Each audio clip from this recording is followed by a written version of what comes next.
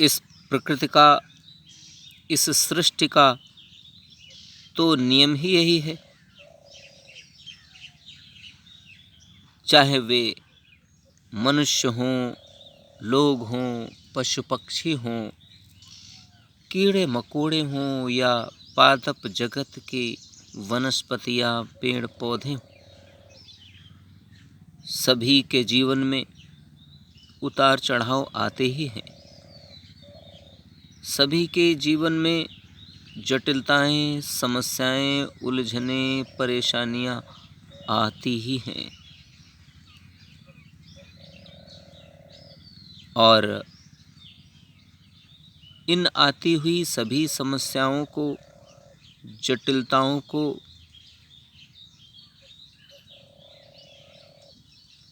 सभी जीवों के द्वारा अपने अपने अनुसार, अपने अपने प्रयास के माध्यम से उनका हल भी करना होता है।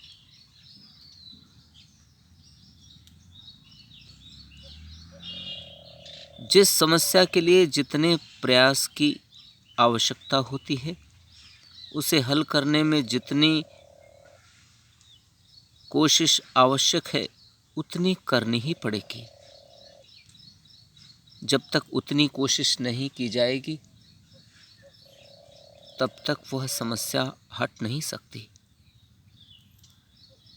कई बार तो ऐसा होता है कि हम प्रयास करते हैं पर कम करते हैं, जिससे कि हमें सफलता नहीं मिल पाती। बार बार इसी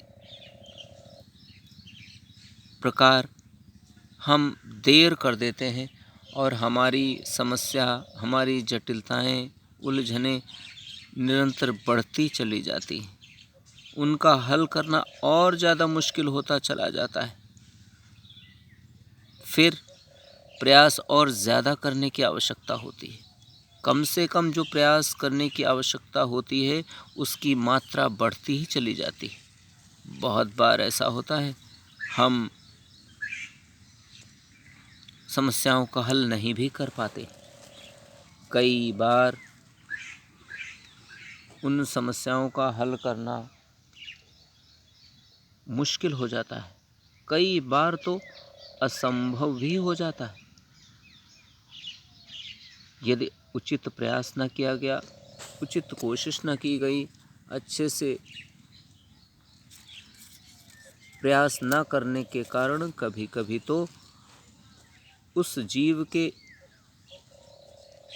अस्तित्व में बने रहने की भी संभावनाएं कम होने लगती हैं।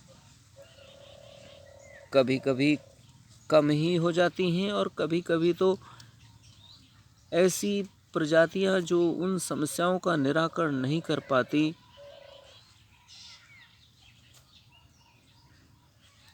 ऐसे जीवों का अस्तित्व खतरे में पड़ जाता है और बहुत सारे जीवों का अस्तित्व तो समाप्त भी हो जाता है, नष्ट भी हो जाता है।